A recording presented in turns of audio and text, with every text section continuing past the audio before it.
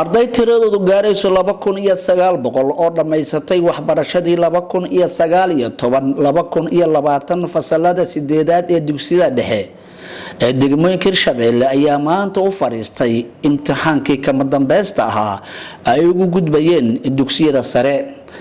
imtixaankani ayaa waxaa daafuray gudoomiye ku-xigeenka labaad ee baarlamaanka dowlad goboleedka Hirshabelle Canab Axmed Ciise. waxa ugu horeyntii halkaas ka hadlay wasiirka waxbarashada dowlad goboleedka Hirshabelle Cabdullaahi Abuukar Xuseen, wuxuuna sheegay in uu aad ugu faraxsan yahay dib u dhicii uu keenay coronavirus kadib in uu qabsoomo imtixaankii dugsiyada dhexe. maanta waxaa farxad u ah wasaaradda waxbarashada ee dowlad goboleedka Hirshabelle in ay furto imtixaankii galaaska sideedaad sanadka 2019-2020 ardaydii soo dhigatay sanad dugsiyeedkaasi. waxaan degmooyinka ay ku kooban yahay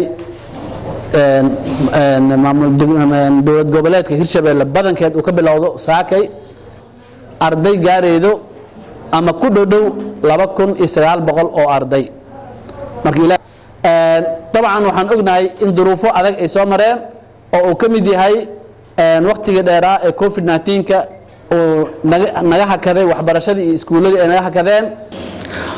ugu dambeyntii gudoomiye ku-xigeenka labaad ee baarlamaanka Hirshabelle Canab Axmed Ciise oo halkaas ka hadashay ayaa ardada bogaadisay waxayna u rajaysay in ay guul ka keenaan imtixaanka.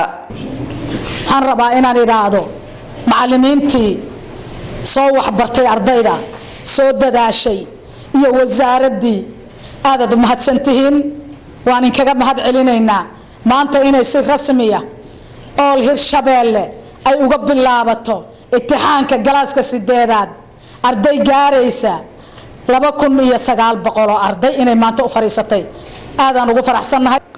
Abuukar Maxamed Bacadle warbaahinta qaranka caasimadda dowlad goboleedka Hirshabelle magaalada Jowhar.